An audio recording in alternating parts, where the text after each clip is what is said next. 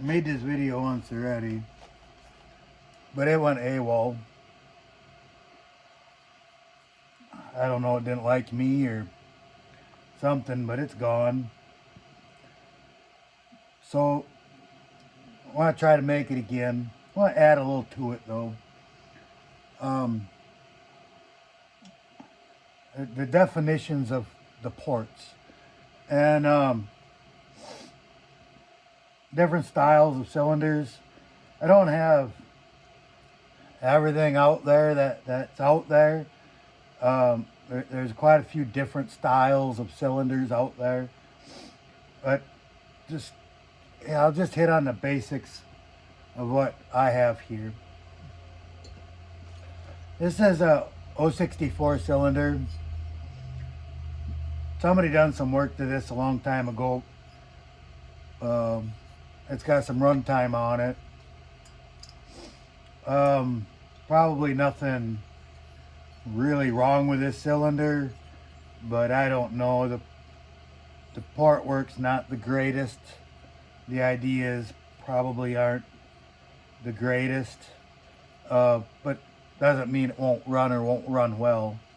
I didn't put a degree wheel on it or anything like that. But anyway,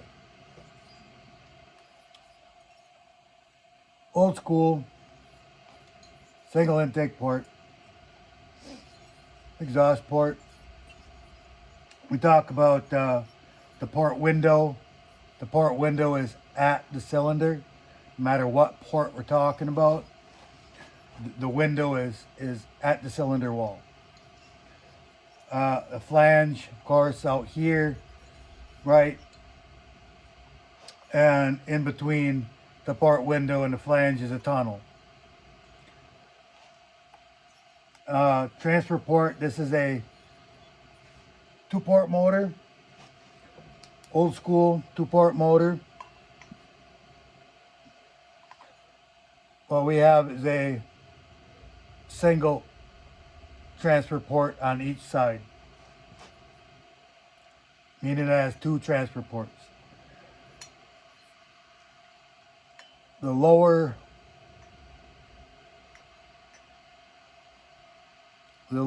in the cylinder are down at the bottom down here with a bridge in between.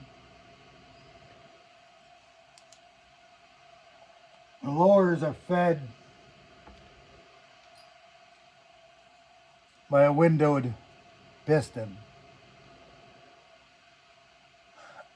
The rings don't get down into the lowers, and it's all fed through the piston, alongside the piston, to feed the lowers on this style cylinder.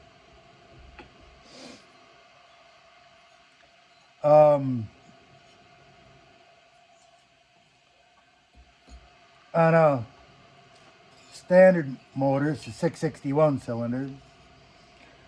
It's a standard intake, not a straddle. This is a 4-port motor, meaning it has 2 transfers on each side. A lot of guys disagree with me on whether the mains are closest to the exhaust or if the mains are closest to the intake. Every book I've ever read and anything I've ever studied for motors has always stated that the mains are closest to the exhaust. We get into scavenging, and we can explain that more as to why that definition is that way. But that's in scavenging, which is a whole nother topic.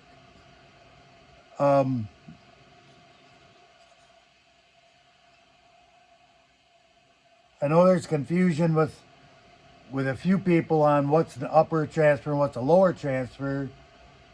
And when it comes to the 4-port motor, I've had guys try to say that the upper transfer, you know, is one way or the other, and the lower transfer is the opposite. when they're talking about both upper transfers, or all four upper transfers. They're all upper transfers. The lower transfer on this motor is what I call bottom fed, right? It's fed from the bottom of the cylinder, and sometimes even further down in the case, okay? So I call these bottom feeders. It's under the exhaust, so it's a front bottom. We have side bottoms like 261, 362s, 372 Huskies are fed on the bottom sides. Well, 346, a lot of them, 357, 359, 385s, 390s, all are fed on the side.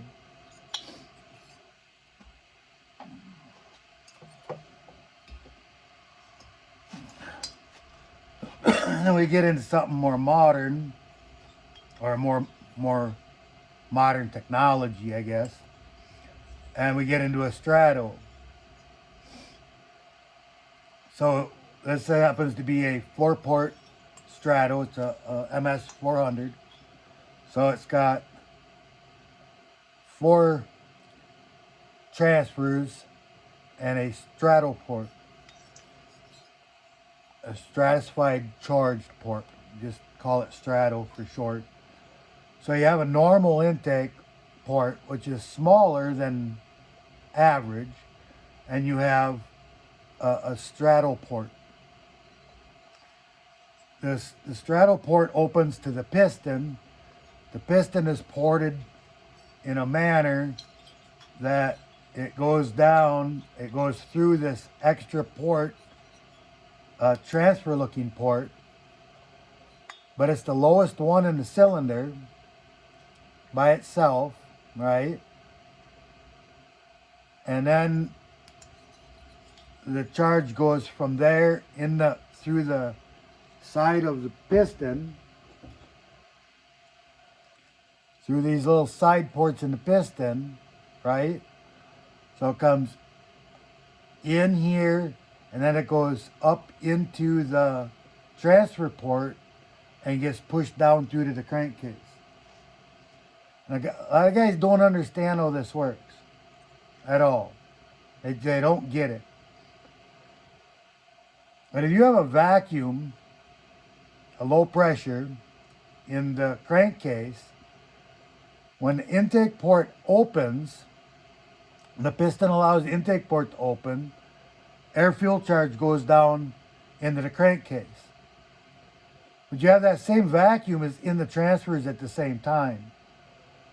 And when the port for the straddle opens, that same vacuum, see, it's all entering at the same time, that air gets pulled down the transfers.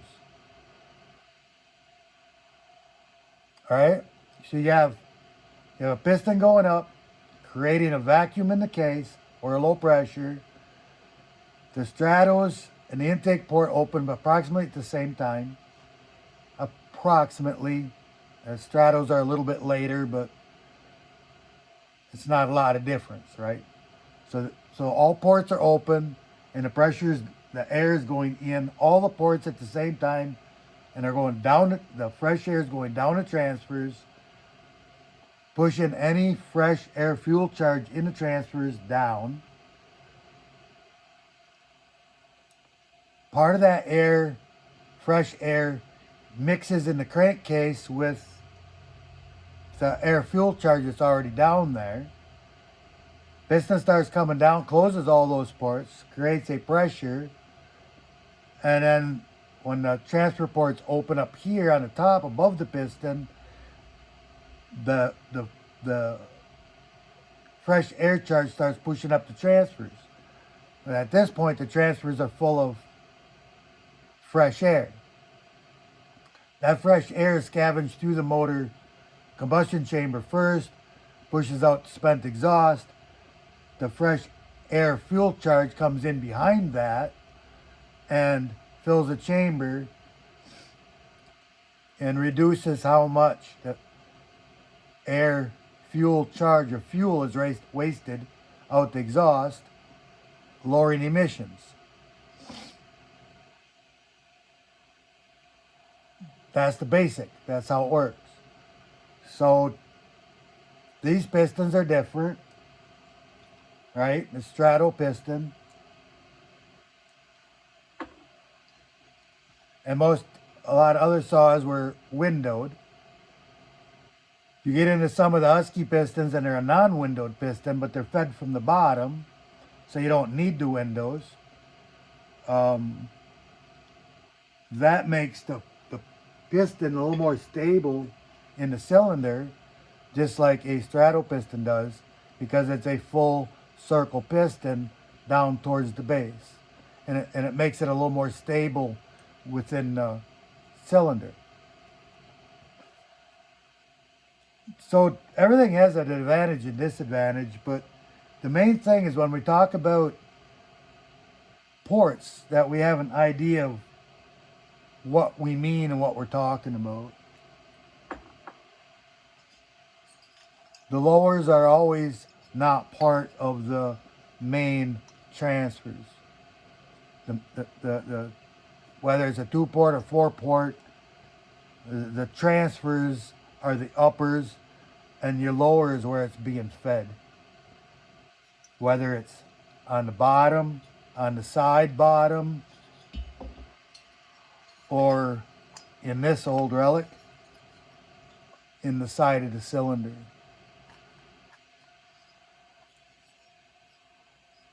There's many other cylinders. You know, we can get into reed valve cylinders and boost ports and exhaust boost ports and all of that kind of stuff. But when it comes to chainsaws, there's a few out there with boost ports, not many, and there's not very many reed valve chainsaws on the market anymore.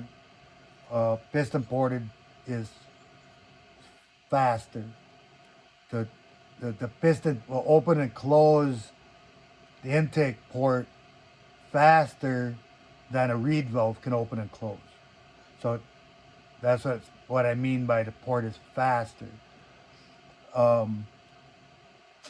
rotary valve, that's a whole disc that turns. That you can control when it opens and when it closes. So you can open it when the piston starts going up, and you can close it when the piston just starts coming back down. And you can trap more air fuel charge and create a higher pressure in the crankcase by doing so. So you get more fuel charge moving up to the combustion chamber. So probably the ultimate in a valve, you know, for a 2-cycle is probably a rotary valve. Piston ported though, lightweight, simplicity, and one of the fastest ways to open and close the port. So I think that kind of covers more of that. I added this cylinder into this video to bring something older in. Hopefully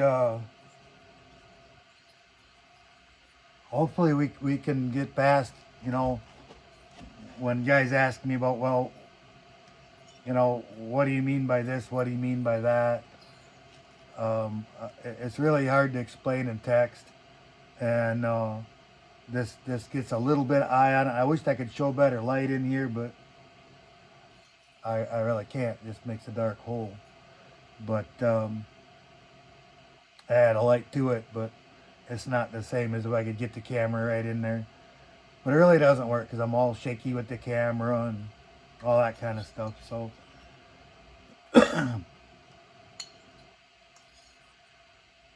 just keep in mind port windows at the cylinder wall. And upper transfers, when we talk about uppers, you know, it's the the transfers that open above the crown of the piston. Whether it's a 2-port or 4-port, them are all upper transfers. And I'll make a video on more on scavenging and why I feel that like port widths make a difference. Too wide's too wide, that kind of stuff. I'll make one of them again sometime. I'll add a little bit more to my thoughts and stuff on that, try to make a more informed video. But anyways, this one went away, disappeared on me, so thought I'd better make another one. Hopefully I covered everything in this one that I covered in that one, and we'll try it again. Till the next one.